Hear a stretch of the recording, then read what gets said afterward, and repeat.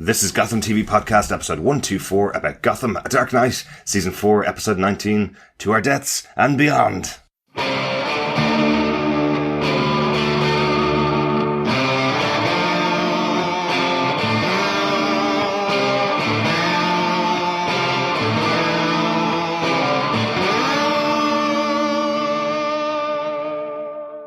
I'm David Mazuz, and you're listening to Gotham TV Podcast. This is Drew Powell, and you are listening to Gotham TV Podcast. This is Robin Lloyd Taylor, and you are listening to Gotham TV Podcast. Welcome back, Gothamites, to Gotham TV Podcast, episode 124, about Gotham, A Dark Knight, episode 19 of season 4, To Our Deaths and Beyond. Really does remind me of Toy Story. Yes, I am one of your hosts, Buzz Lightyear.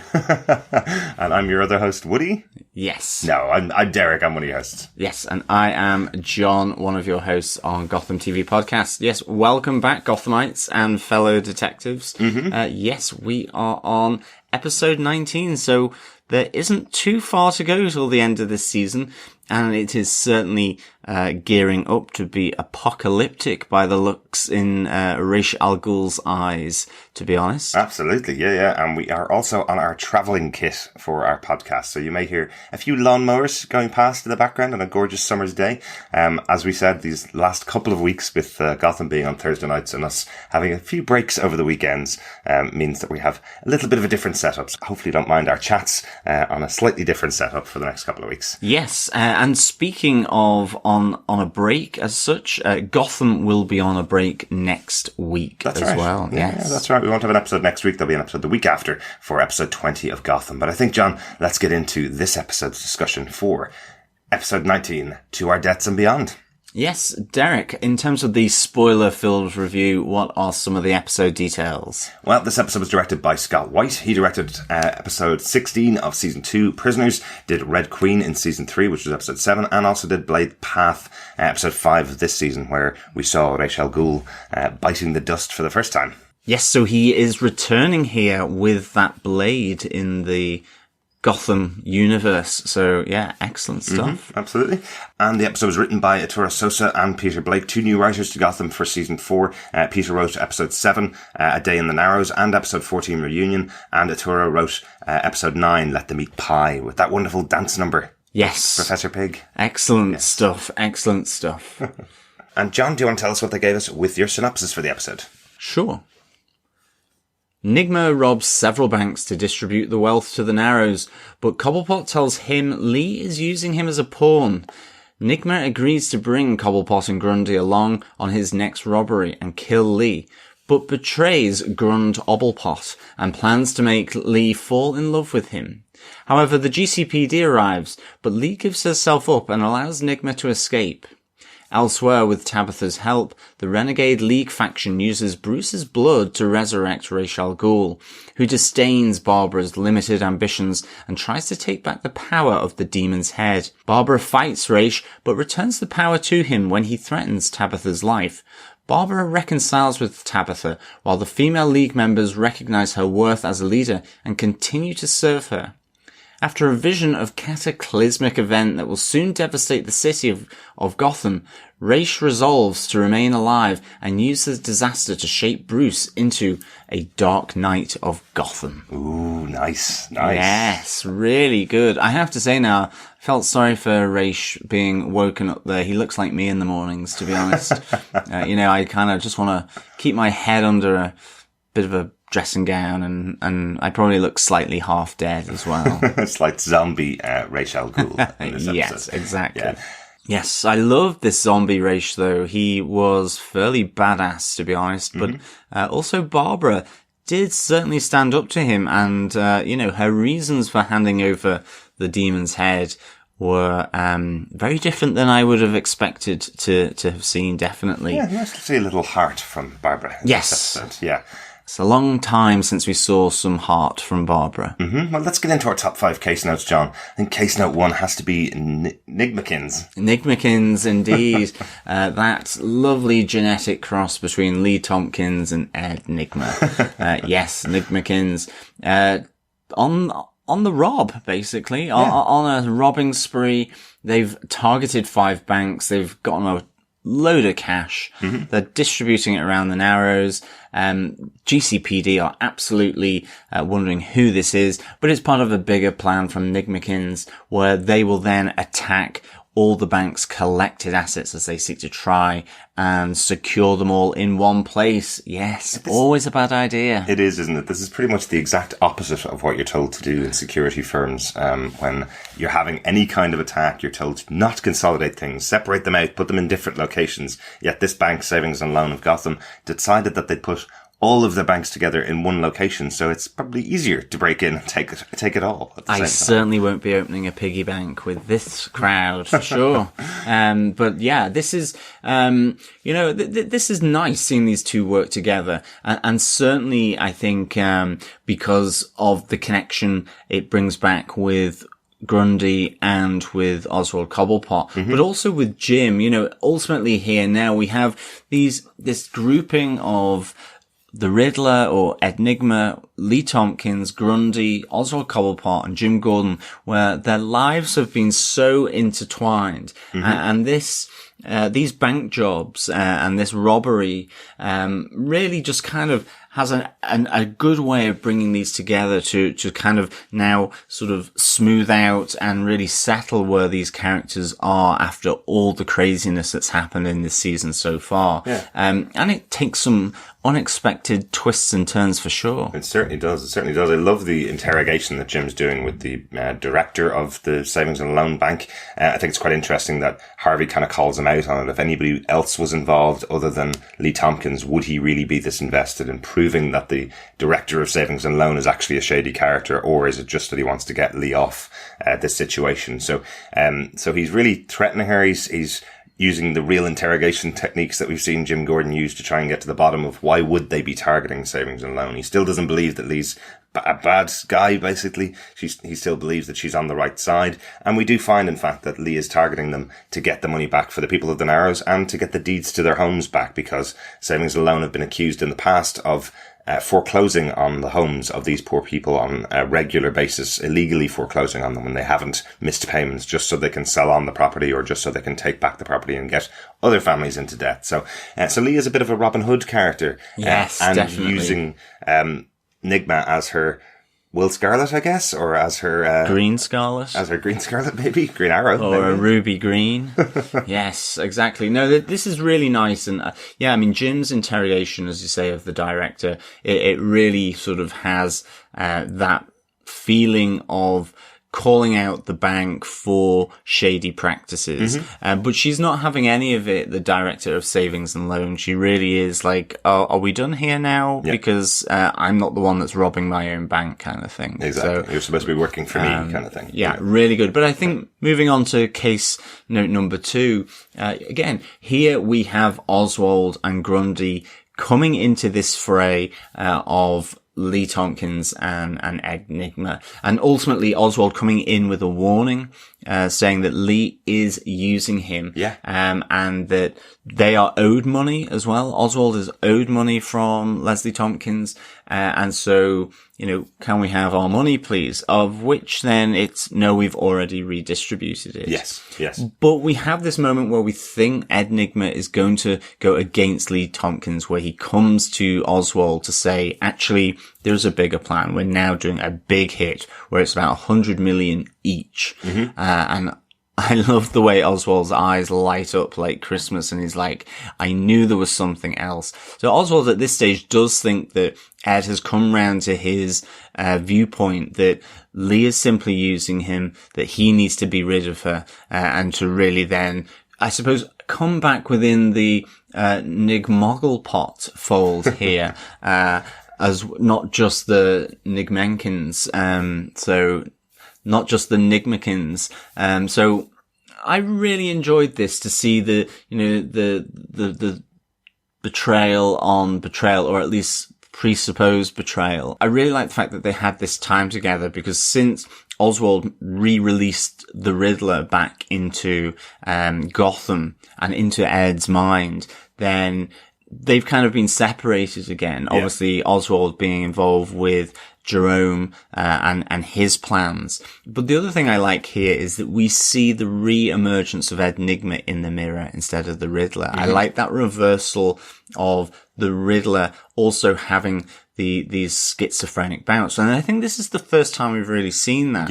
It's always been Enigma who has had the Riddler really forcing his will on him. Here, it's the reverse of that. And I really, really enjoyed that. It is a very confident version of Enigma that's in the mirror, though, differently than what we would see in the past. We would have seen a very cowering Enigma being overpowered by this smart guy inside his head, the Riddler. What we see here is much more of a taunting Enigma, saying, you think you can do this without me? You think you're the one that's really in love with Leslie Tompkins? That's actually me. I'm the one controlling you. So really cool that they have these two things. One of the other sides that I really love of this is Oswald's saying, I knew there was another plan when he finds out about the 100 million each. He then goes, well, that's the reason why I didn't rob all the money from you in the first place. I was going to just take all the money, but I knew there must be a bigger plan than just a couple of hundred. Yeah, exactly. You know? It's quite cool seeing that. We know Grundy's being brought along because this is the next plan since the Velasca twins plan didn't work out for Oswald and Grundy. They didn't get any money out of that in the end. This is the next plan to get some money so that Grundy may return to Butch Gilzine with being able to pay for the work that hopefully will be done by Professor Strange whenever they find him. So it's quite a huge tiered plan that Oswald has in place that might get Grundy back to his old self. They've still got quite a lot to do if they're going to finish it by the end of the season, don't they? Yeah, but like a trifle, there is layers of betrayal here. So that simply, it doesn't quite turn out how Oswald wants. In the end, they get locked away in the vault, although Grundy, obviously being there for the muscle, is starting to prise those bars apart. But Enigma has turned on Oswald and Grundy here and has gone with Leslie. He's seeing that as the viable alternative here for the two of them.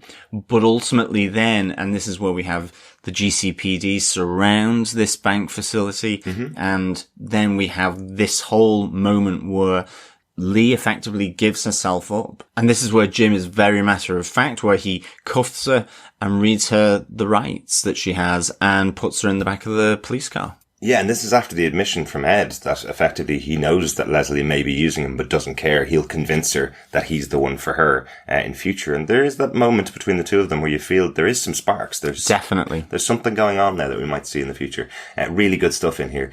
Really enjoy that there's these interplays with characters. I think those two characters, particularly this season, Enigma and Leslie Tompkins, have been working together so well. It's been really good. It's been great to see them because I think it was one of those moments at the beginning of the season when you saw Leslie kind of on the down and out, knocking back bottles of whiskey and tending to people's wounds in Cherry's club, and it was kind of going, ooh, this is a real change for the character. But now they're at that stage where they're working really well together. Yeah, and it's really opened up another side to Gotham, which is really excellent in terms of giving the writers options in terms of developing storylines. I really like the whole thing around the narrows that's happened in this season. You know, it's expanded it from just simply this underworld of Gotham. It's given it a focus, as well as, you know, adding to sort of, you know, the rich man's club like the Court of Owls or the secret organization like the League of Shadows, and as well from just simply with the GCPD and Wayne Manor, those elements. It's really helped to add different routes for these criminals to interact with Gotham and the GCPD and Proto-Batman. Absolutely, yeah. Been really good fun. Speaking of Proto-Batman, let's go on to case note number 3. Tabs teaming up with Selina and Bruce to try to save Babs. We kick off this moment with Bruce in his Ford Mustang, the brand new one that he got for his birthday, caning it down the road, really trying to impress Selina with that really muscle car sound. I love, as Selina goes, does this not have some kind of silent mode? And it does. It does, yeah. He has a Batman silent mode, and Selina, very impressed. You can tell just by the look on her face that she gives a little smile and goes show off to him. But she definitely likes it. She definitely really enjoys being in this cool car. But it turns out to be a bit of a trick. Yes. We find out that Tabitha's actually going to use the blood of the man who killed Ra's al Ghul to bring him back to life. Now, we've had a lot of the last season talking about the spiraling of Bruce Wayne after murdering Ra's al Ghul. It had a huge, terrible effect on Bruce. He turned into basically a bit of an arse to everybody around him, fired Alfred, was drinking every night of the week, sleeping around, partying all the time and not caring about anything that was going on in his life because of this death of Ra's al Ghul. And now Ra's has been brought back from the dead. So the big question in the episode seems to be, is Bruce going to kill him again? So he has killed him once. It had a huge effect on his life. And you see the protection around him from Selina and from Alfred as to, well, now that he's back, well, then that kind of negates the mistake that you made in killing someone. Or not the mistake, but what you feel is a mistake. But then you don't have to do it again. Yeah, but Bruce believes he is the one that has to do it. Mm-hmm. I have to say, the resurrection of Ra's al Ghul was fantastic. It was really good. It was really well done. Yeah. I loved the kind of hand coming out of the coffin, still kind of regenerating from the blood of Bruce spilt on him. And even just initially, the way it started to just form back up from the skull and the skeleton to being this hooded figure, seeing those kind of deathly sort of white teeth. It did look like death. You just expected a sickle to be held in one hand. Really excellent. I was thinking of Mum Ra from the Thundercats. Yeah, exactly. Really something like that. So good. I must say I was well impressed with how that was achieved, and I loved Ra's al Ghul in this form, still trying to get the demon's head back, but still being this kind of, kick-ass Mum-Ra, from Thundercats. Yeah. Really superb, aesthetic, I think, here. Yeah. And I really enjoyed it. And seeing, Bruce's look, on his face being tricked by Tabitha, really wanting to do anything but spill his blood on the skeleton corpse of Ra's al Ghul, and all of that. All these emotions flooding back. I thought it was done really, really well. And I was wondering whether they were being quite lenient on him, just kind of taking a little bit of his blood to bring back Ra's. You would kind of think if they killed him completely and took all of his blood and gave it to Ra's, would that have regenerated him more or something like that? Are they actually not being as bad as they could have been to Bruce Wayne? Do you know what I mean?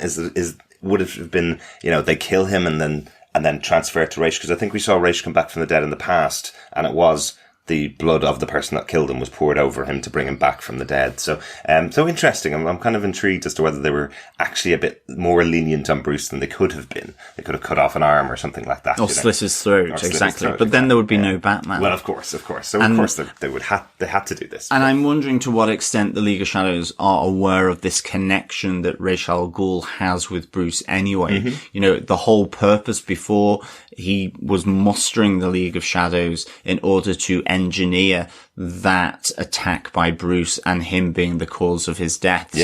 I think, there is this intertwined aspect to Bruce Wayne and Ra's al Ghul. Absolutely. From the comics, and that has been developed here in Gotham as well. So in that sense, really good. But what they do realize then is that they need to get that dagger back that was used by Bruce first time in order to slay Ra's al Ghul, which leads to a fairly fine moment in the antiquities area of the embassy for Nanda Parbat, which was very Indiana Jones. I really kind of liked it. Indiana Jones meets Mission Impossible with Alfred and Tabitha teaming up to distract the guard and the gatekeeper of these antiquities for Nanda Parbat.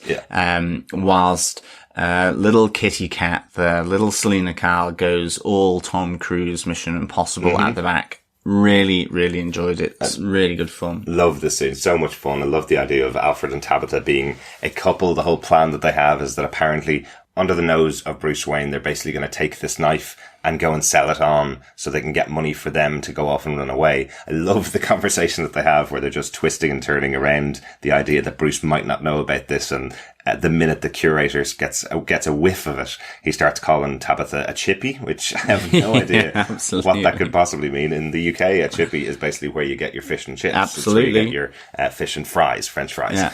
So I don't know what that means, but I love that for the first time, Alfred, who usually comes up with these kind of phrases, is looking at him going, what's that supposed to mean? Is that some new word for bird? Is that what you mean? Really good fun. Love these scenes. And again, you get that little kind of nod and wink in the background from Kat as she's hanging down from the ceiling on the wires, picking at the knife and going back up again. Absolutely. And the other great thing about this is as they're developing this plan, and Alfred says to Tabitha, because it is still also a bit of a reluctant team up, where he says, yeah, we don't want you to stab us in the back again, after obviously Tabitha had done her ninja knife throw to and got the knife in the back of Alfred, who then fell into the back of the dumpster. So there's that kind of slight sort of uncertainty from Alfred and a bit of a reluctance and suspicion from him that he thinks he is going to possibly end up with a knife wound back in a hospital somewhere in Gotham. Yeah, absolutely. I do like that he uses his acting skills to do a little heart attack in front of them all, having a little feint in front of everybody. Nice little moment from Alfred. Again, showing the stuff we talked about before, where Alfred's got these skills where he does like to act out a part and act out a role, the things he was trying to train Bruce to do last season, and they all failed. But we're seeing Alfred's acting side quite a lot this season so far. It's been good fun. But yeah, and then Raish comes to life and goes really ninja kick-ass on a number of the female sort of side of the League of Shadows. So he goes to Barbara, there. And I suppose this kind of moves us on to case note 4, really, where, Raish, I've come to bargain. Yes. There is a lot of, moving back and forward in time at one point. But before that, Raish comes to Barbara and ultimately explains to her that she is not the person she thinks she is. And actually that her ambition has been severely limited. She doesn't have control of the demon's head. She can't utilize it other than a big flashlight, as they've been saying. Yeah.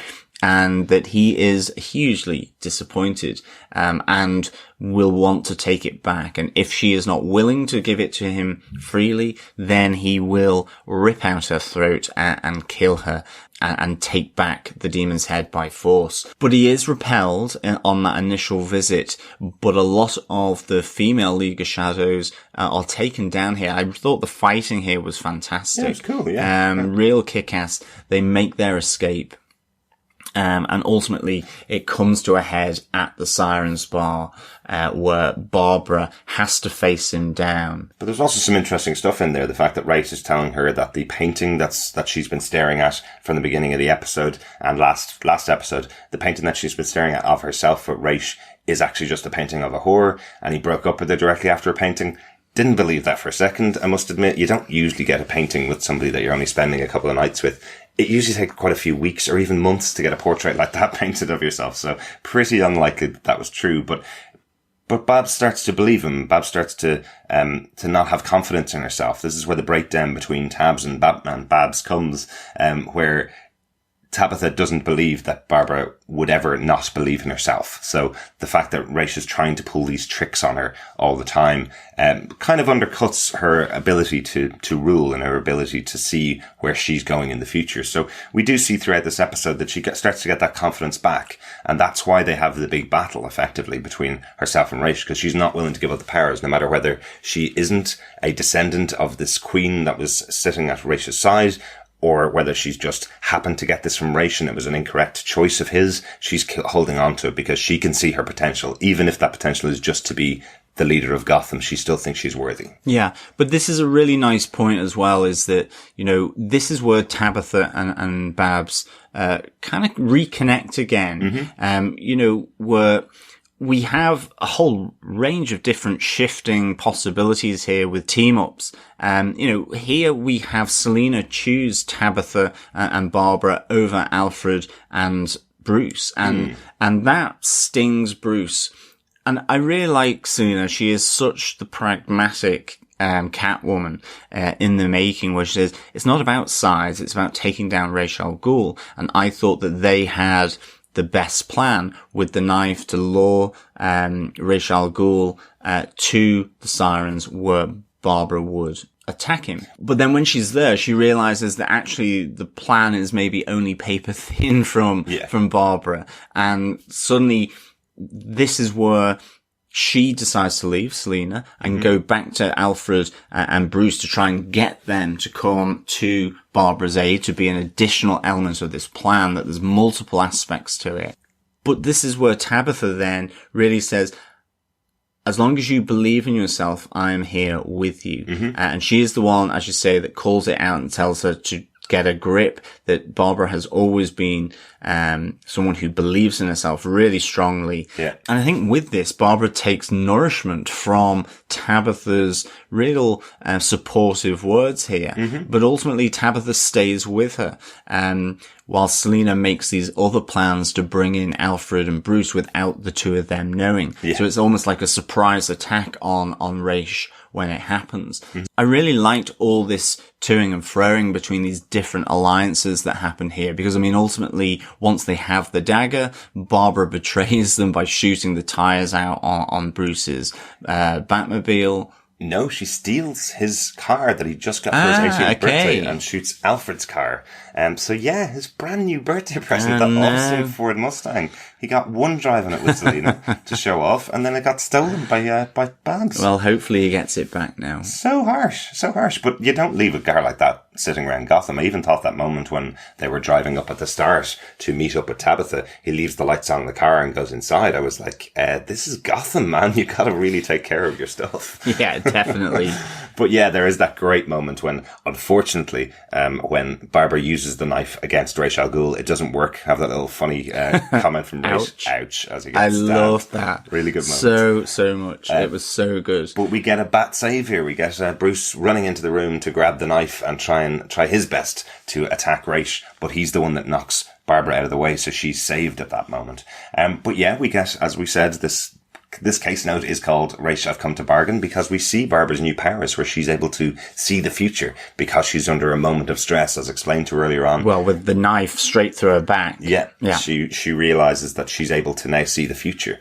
And she has that moment where she sees the death of Tabitha, her partner and her comrade in arms for these last few seasons, gets her throat slit by Ra's in a future that can be changed by Barbara. So that's what makes Barbara give up the power of the demon's head by transferring it back into Ra's. So really interesting that she would take this opportunity to side back with Tabitha and lose the power that she felt was hers and she was destined to have, and give it back to Ra's and recreate our old Ra's al Ghul. Yeah, but she loses the demon's head, but she keeps and brings on board the ladies of the League of Shadows who return under her command, because they have seen that she can master the power of the demon's head. She can fight like a warrior, because there is that moment where she is actually kicking ass with Ra's al Ghul as well. Yeah. Yes, he had the upper hand up until she could then move back and forward and anticipate what was happening in the present by having seen it previously in the future. And, you know, she was beginning to kick ass, and it was only Raish's desperate attempt by taking Tabitha and threatening her life that Babs ultimately gives up the power of the demon's head back to Ra's al Ghul. And yeah, I mean, she maintains the ladies of the League of Shadows. Yes, it's quite interesting, isn't it? Yeah, I like that. I like that they've come back to her side. So we're still going to have this internal civil war in the League of Assassins and the League of Shadows. Kind of interesting that we'll see the men versus the women going forward, and we have Ra's al Ghul back at full power. So really cool that they had this as such a central point in this episode. The League of Shadows are really important in the Batman mythology, in the comic books, in the movies. We've seen them in the past. Without the League of Shadows, we probably wouldn't have a Batman. They're the ones that train Bruce in the ways and the arts of surprise and of magic, effectively, that he uses. In some senses, magic's probably not what he would call it. Science, I suppose. But it's really good that they've brought this back in through Barbara. It's a bit of a shame she's already lost the power. I thought there was going to be much more to the character. I think we were talking about possibly her being a very big character within the League of Shadows, but that's still possible. I think that is still possible. Yeah. I think there is still something there between Barbara and Ra's al Ghul, that it might not just simply be these two factions fighting it out, that there may be some connection there. And I think ultimately, yes, is that commentary from Ra's al Ghul that she's a whore or not. You know, I think, as you say, I think that's probably him using different forms of manipulation to trick her. And so what is Barbara Keane in that picture? Yeah, he does come back to her at the end of the fight and does say, no, you are actually important. You always have been important. I didn't make a mistake in choosing you, but he's still going to take the power back. And that's when she says thank you and stabs him. So, Stabby Babs back. So. Yeah, Stabby Babs. Yes. But ultimately, moving on to case note 5. Oh, yes. Yes, we see Raish, has a vision of the future of Gotham, and it is burny, fiery chaos, ultimately here. Really interesting. And he breaks the knife, that has been used to kill him in the past in front of, again, Bruce Wayne at Wayne Manor. Again, the security systems are failing totally here. But again, this relationship between Ra's al Ghul and Bruce Wayne, this connection, this connective tissue, about the future of Gotham comes to the fore again, as we've seen in like Batman Begins, as we've seen in the comics. And I think it's really interesting development for Bruce's character. And certainly I think, given now another breach on security at Bruce Wayne, I think it is imperative that they get the secret Batcave. I think they do. Or panic room, as we might call it. I think they do. And they need a lot of security as well, definitely. There is, I suppose, some semblance of this in the comic books. Very big story arc, and it's the name of the final episode of the season, called No Man's Land. Effectively, No Man's Land is where Gotham has two huge problems that happen. A big earthquake happens, and a huge amount of death of citizens of Gotham happen all at the same time, leading to Gotham being cut off from the rest of the country and being effectively shut down by the government, saying that nobody should live there. And this leads to all of the villains of Gotham taking it over and Batman having to be a vigilante in the city. This was also used a little bit as inspiration for The Dark Knight Rises, when Bane cuts off the city of Gotham from the rest of the country and tells them that it's now owned by the people and the government can't come in. So a little bit of that. So we are expecting that episode of Gotham at the end of this season, which will change it up forever, is going to be Gotham having a huge fiery death storm coming in, as Ra's has predicted, and that will cut Gotham off from the rest of the country, and it'll start to get ruled by the villains. So this vision is quite important at the end of the episode. I don't know whether it was important enough to interrupt that tender moment between Bruce and Selina. I was absolutely hoping for the kiss to finally be planted between the two of these characters. It felt like a really special moment. I love that there's a little smile on Bruce's face where he realizes finally the two of them are on the same side again. We've got them back to where they should be. And then you realize Ra's has been creepily watching on for the whole thing, because he recites something that Selina had said about 2 minutes beforehand to Bruce. He says, "Oh yeah, the girl was right. This is what I'm going to do." You go, maybe you should have interrupted them a little bit before. But a lovely moment, and it does mean that we see Selina and Bruce on the same side again for the last couple of episodes of the season. Anything else in case note 5, John? I think just simply to wrap up that, Raish's vision portends to a fairly chaotic Gotham, and from whatever that may come from, I suspect it might begin with Jay. Yes, there's a very good possibility that one of the Jays that we've seen so far on the show may be returning to create more chaos in Gotham. That's our top 5 case notes for the episode. Just a couple of notes really for the episode, just some great lines in here. I absolutely loved the moment with Leslie Tompkins and Jim Gordon, where Jim walks into the club and she goes, "You're looking well for a guy that got shot 4 times. He goes, "You saved me, Leslie." She goes, "Well, I just killed Sophia Falcone, so I was in a pretty good mood." Love that little moment from her. And again, the chippy moment from the curator of Nana Pop Museum was a funny little moment in there. Overall, Gotham moment of the week of all the things that went on in the episode. What do you think, John? I think for me, it was definitely the raising of Ra's al Ghul. I thought it was just really nicely done. It felt really epic, actually, for this character. Yeah. And I loved... until he was fully regenerated, I loved the cloaked figure with the sword. I thought the fighting scene when he was being attacked by the League of Shadows, the female faction of the League, I thought that was awesome. Cool, really, really cool, where Barbara's running for her life to get out of there and escape his his violence and what he wants to do. Really excellent. So definitely for me, moment of the week is the raising of Raish. Yeah, and I think for me, just that twist on Oswald and Grundy by Ed, because it just felt like Ed had already done his twist on Leslie. I felt that he was finally breaking away from Leslie, but I love that it is another twist on the Oswald-Ed relationship where he locks the two of them up behind bars. It's not going to be long before Grundy gets out of there, but it is quite cool that we have another twist in that relationship again. Yeah, I think the interesting thing, I felt, will Grundy and Oswald be captured by the GCPD at Possibly, that bank as well? Yeah. And maybe is it just that Ed has betrayed all of them? Perhaps. Possibly, Yeah, perhaps. Okay, I know it didn't look like that as Leslie and the Riddler part ways and Leslie goes to give herself up, but ultimately there's Grundy and Oswald in the bank vault still. The GCPD are running into the bank to secure it. Mm-hmm. Leslie's just been put in the back of the police car. So actually, will this be the case where the Riddler is the one that has managed to betray all of them? He's sitting at home and has piles and piles of cash, realising how smart he really is. And Gotham Character of the Week, I think I'm going to nominate Leela, the leader of the Ladies of the League of Shadows. Yes, I think there's so many L's in there. She's played by Shiva Kalaselvan.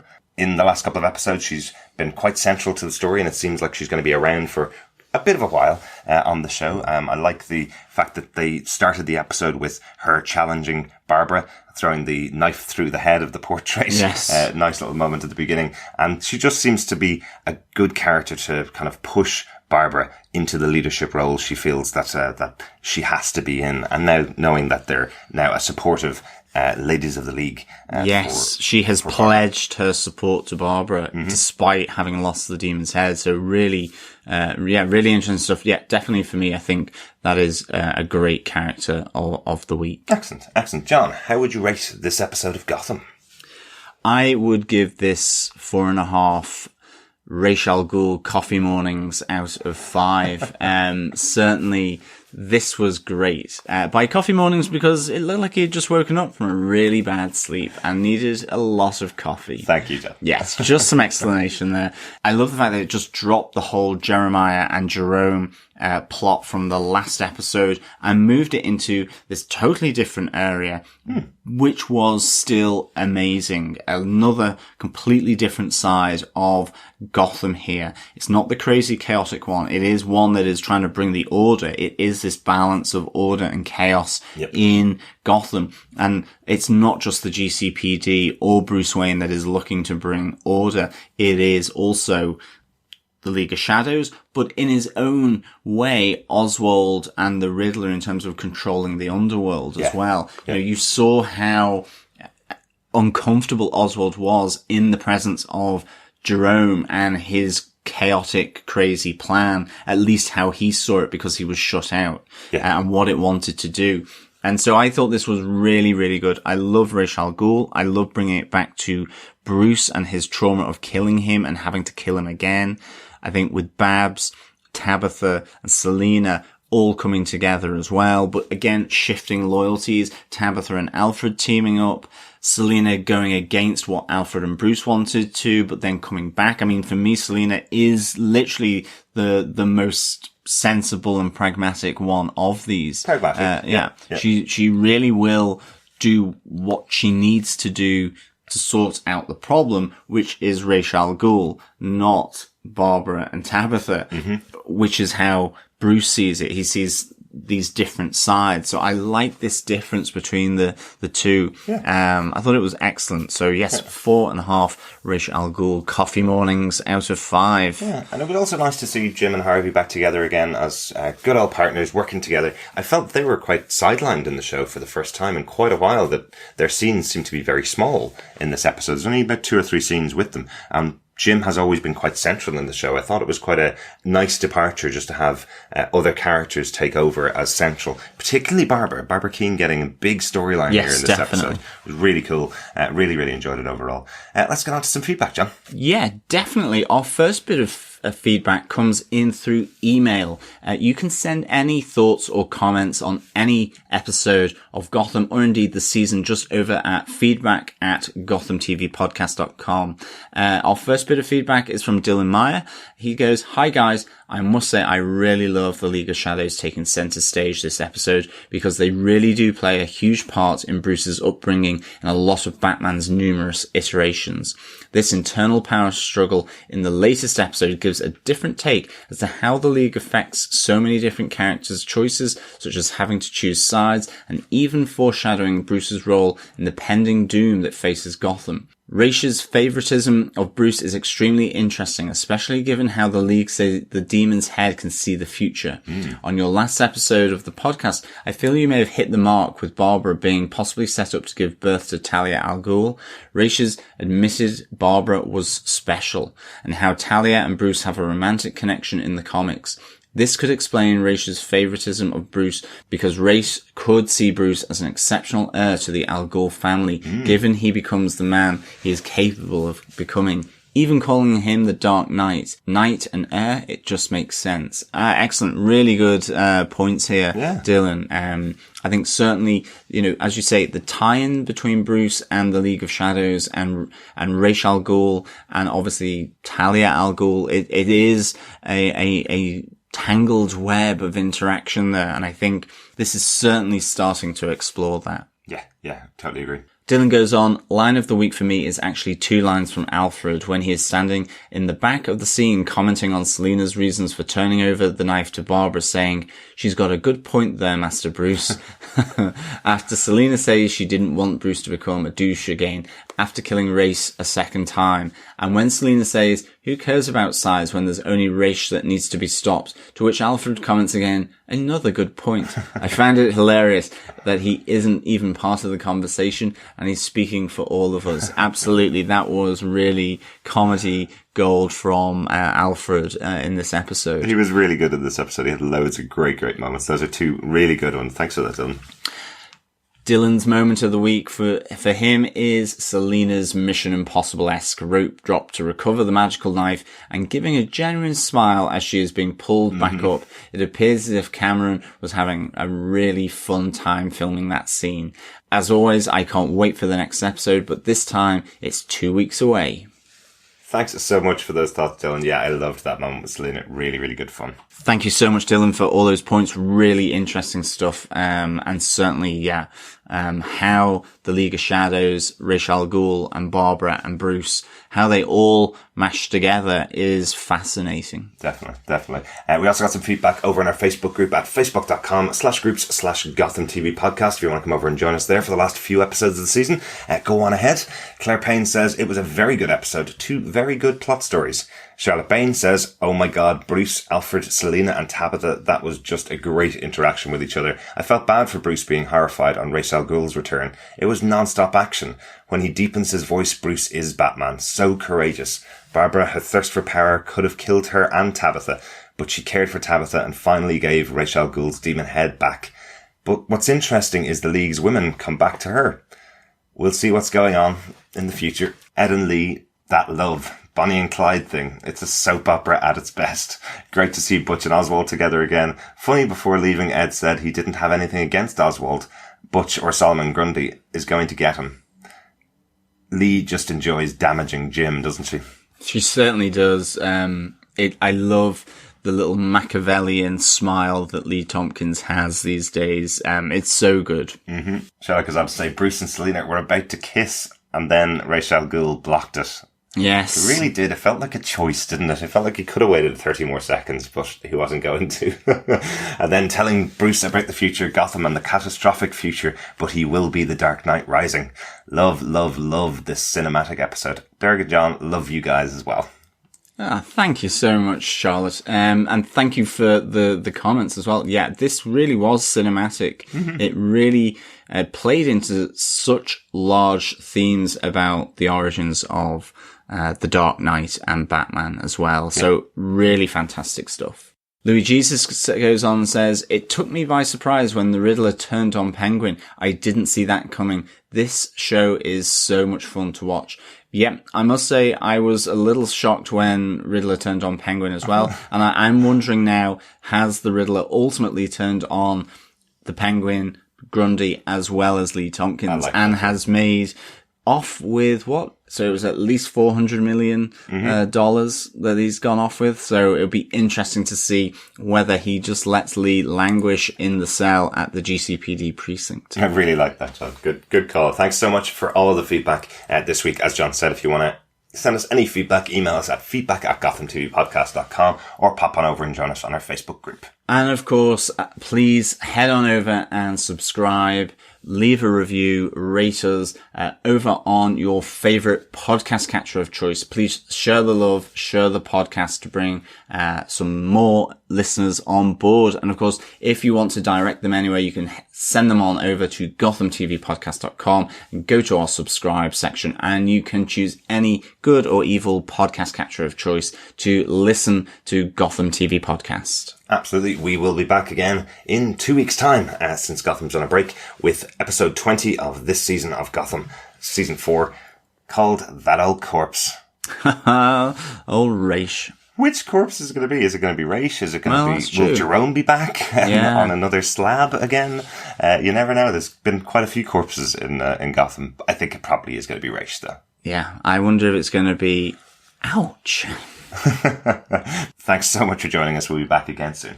Yes, as always, thank you so much for listening. I'm off to go and have my coffee morning with Ra's al Ghul. And after that, we will speak with you again next time. Bye. Bye.